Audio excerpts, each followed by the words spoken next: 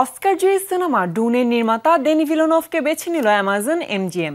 দুদিন আগে জানানো হয়েছে জেমস বন্ডের নতুন সিনেমা পরিচালনা করবেন তিনি। সিনেমার নির্বাহী প্রযোজক তানিয়া লাপেন্তে। এছাড়া প্রযোজক হিসেবে থাকছেন অ্যামি প্যাসকেল ও ডেভিড হেমেন।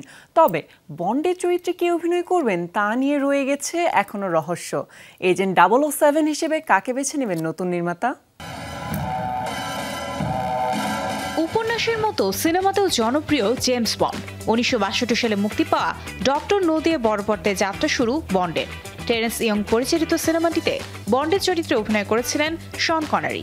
এরপর এসেছে বন্ডের আরও 24টি সিনেমা। 2021 পর্যন্ত মোট 7 জন অভিনয় করেছেন এই চরিত্রে। সে বছর নো টাইম টু ডাই দিয়ে বিরতিতে গেছে বন্ড। এরপর বদল হয়েছে প্রযোজক। 2021 সাল থেকে হলিউডের অন্যতম গুরুত্বপূর্ণ চর্চিত বিষয় ছিল কে হচ্ছেন নতুন বন্ড। James bond.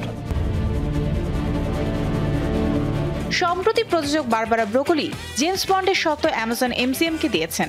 তারা ঘোষণা করেছে নতুন বন্ডের নির্মাতা হচ্ছেন অস্কার জয়ী সিনেমা ডুনের পরিচালক ডেনি ভিলোনভ।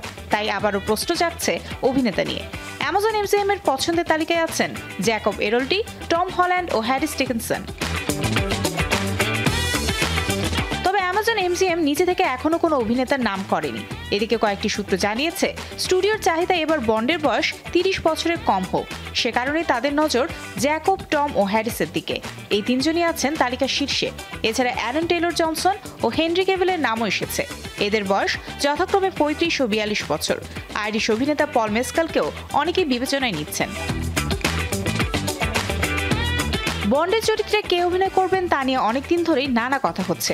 এর মধ্যে এসেছে ইদ্রিস এলবার নামও। তাকে নিয়ে বারবারই গুঞ্জন উঠেছে। তবে এখন পর্যন্ত বন্ড নির্মাতাদের সঙ্গে তার কোনো সাক্ষাতের খবর মেলেনি। তাছাড়া জেমস বন্ডের চরিত্রে কোনো কৃষ্ণাঙ্গ অভিনেতাকে নেওয়ার সম্ভাবনা শূন্যের কোঠায় বলেই মনে করা হয়।